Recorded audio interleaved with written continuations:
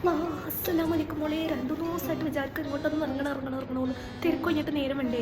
ദുബായിൽ നിന്ന് വന്നിട്ട് പിന്നെ ആകെ അമ്മയ്ക്ക് വയ്യായിരുന്നു. ഇവിടെ നാട്ടിൽ കാല് കുത്തിയപ്പോൾ അന്ന് മുതലും തുടങ്ങുന്നത് നടുവേദന, കാലുവേദന, കാശപ്പെട്ട് അങ്ങനെ ഇല്ലാത്തതായിട്ട് ഒന്നുമില്ല.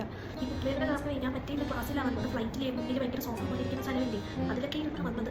കുട്ടി വന്നാന്ന് ജോലിയാ പോലെ വേലക്കാരെ നിർത്താതെ ഒരു രക്ഷയില്ല. എൻ്റെ അടുത്ത് മൂത്തമ്മ പറഞ്ഞത് അമ്മ എപ്പോഴും പോണ്ടാന്ന്. പക്ഷെ എന്ത് ചെയ്യാൻ, ഒപ്പം ഉറങ്ങുന്ന സ്ഥലമല്ലേ, നമുക്ക് ഇവിടെ നിന്ന് മാറി നിൽക്കാൻ പറ്റുമോ? ഇത് എന്ത് വലിയ മാർക്കറ്റാണ് അവിടേക്ക്. എന്ത് നല്ല സാധനങ്ങളാണ്, നമുക്ക് പച്ചയ്ക്ക് കഴിക്കാൻ തോന്നും. അവിടെ തലിയൊക്കെ കണ്ട മീൻ വരെ വെട്ടി കിട്ടും. നമുക്ക് പെയിന്റ് അടിക്കാറായില്ലേ മോളെ? അവിടെ ചെറുതായിട്ട് തുരുപ്പൊക്കെ ആയി തുടങ്ങിയിട്ടുണ്ട്. അവിടുത്തെ വീട്ടിലേക്ക് ഒരു ചെറിയ പാടായ കുറേ ആൾക്കാർ വിളിക്കും. പിന്നെ വീട് മൊത്തം ഒന്ന് പെയിന്റ് അടിച്ച് കളയും.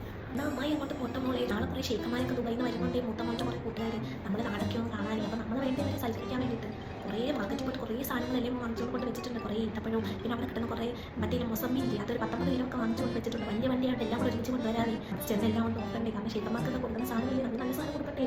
അല്ലെങ്കിൽ അവർ വിചാരിക്കും നമ്മളവിടെ ചെല്ലുമ്പോൾ അവരല്ലേ സൽക്കരിക്കണം നമ്മളെ. അതുകൊണ്ട് നന്നായി പോട്ടം മോളെ. ശരിയെന്നാൽ അസ്സലാമു അലൈക്കും മോനെ. കൊണ്ടുവരാതെ പിന്നെ ഒരു ദിവസം വിശദമായിട്ട് വരാം.